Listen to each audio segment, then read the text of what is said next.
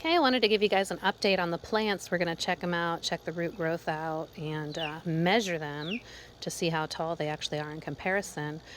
These are the three that are growing inside the pyramid.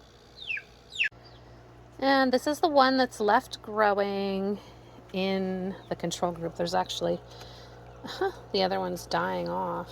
Well, but it is still there, so we'll compare it to. So I actually ended the Pollywog experiment. I was trying to separate the little frogs because they were drowning in the deep water, and there was just so many pollywogs. I didn't have room or even another pyramid to put them under. So I had a little fish bowl and I was separating the frogs for a while, but they kept dying. Then I did some more research, and I guess that's the most critical time for a frog in its development.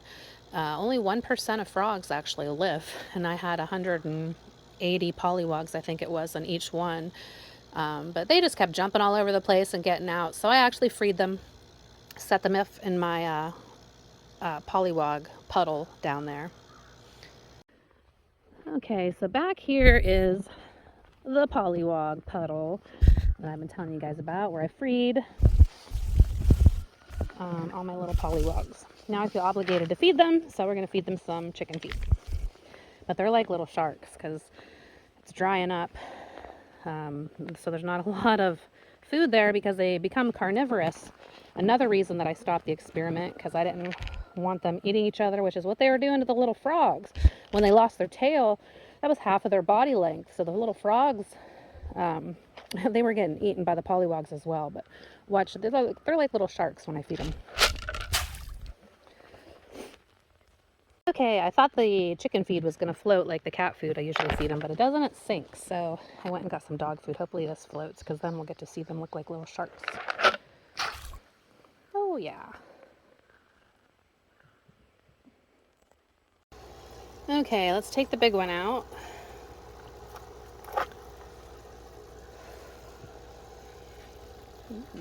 That's nice. Yeah, see all the new growth in the center? Has a few little bites on there. Bug bites I see.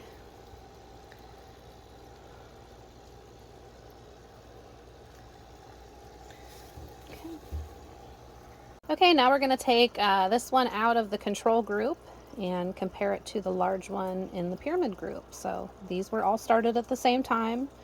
This one is, the only difference is this one has no pyramid over it.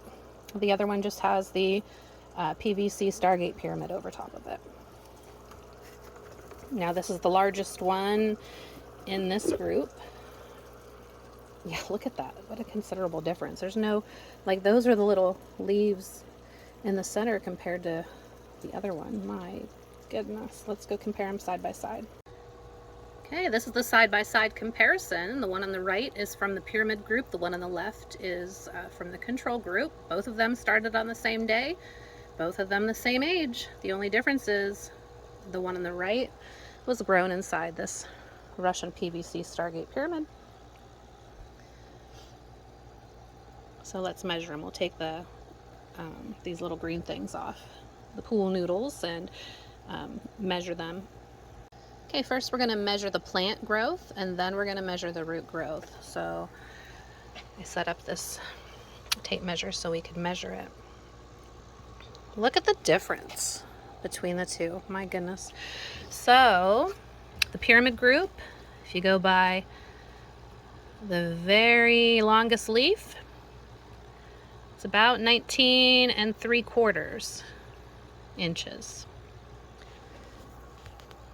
Okay.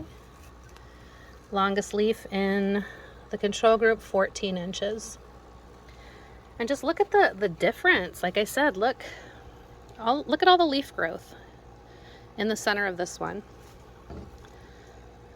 compared to this one.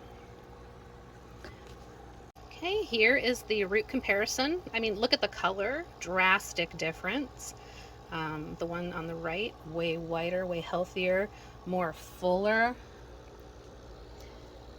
compared to the control group. So the one on the right is the pyramid group. And then look how long. I went to the very end of the longest one on each one. So the pyramid group measures in at 12 inches. The control group at 9 inches. I'm not going to measure these top roots here. I just wanted to go by the group at the right here, by the cotton ball that I stuck in there. What a vast difference.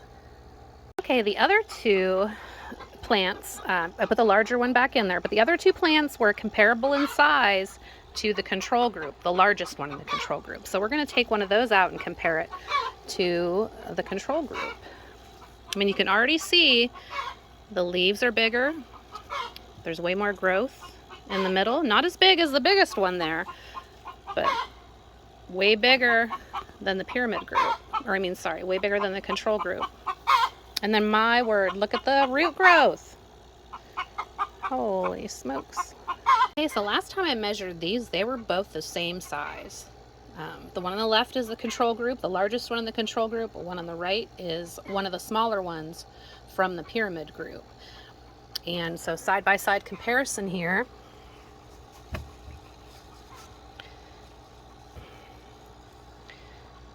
Okay, 18 inches for the one in the pyramid group. And what did we say? I think 14 inches for this one. 14 inches. Yep. 14. I mean, it bypassed it by 4 inches already, just in the time that I measured them last time. And then, like I said, look at the center leaves.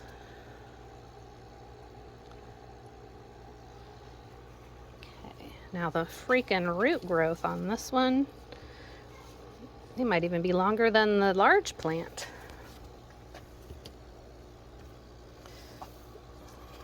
Yeah, so check this out, how long the roots are in this one.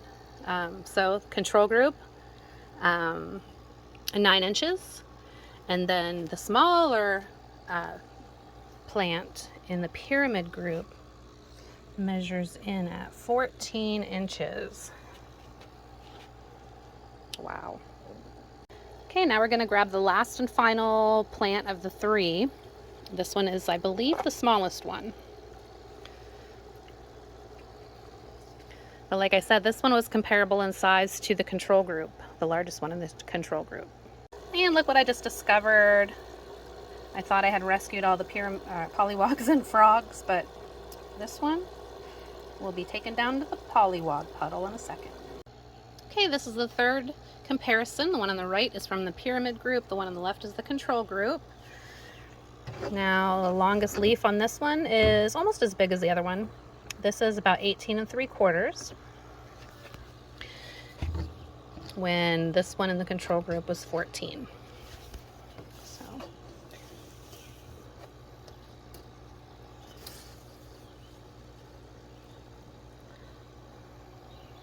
Okay, root length, about 10 1/2.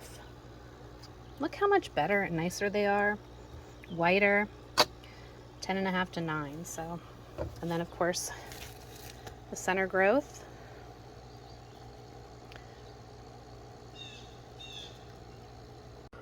So this is the one that, the small one in the control group, it actually fell down in a little bit, but it's dying off. Sad little thing, but we'll put it back in. Look, I actually found 2 more of the little buggers. They were like, save us, because I'm not putting any food in here for them, because I thought they were all gone, but they're going to be freed down at the Pollywog pond. Okay, we'll release these little guys.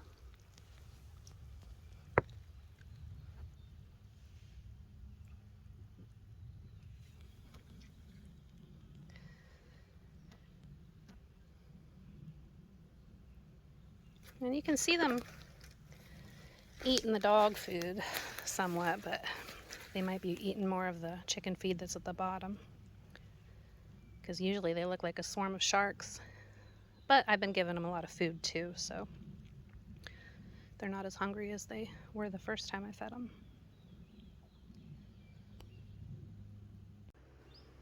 So I just built my first wooden pyramid. It's held together with zip ties. It's perfect.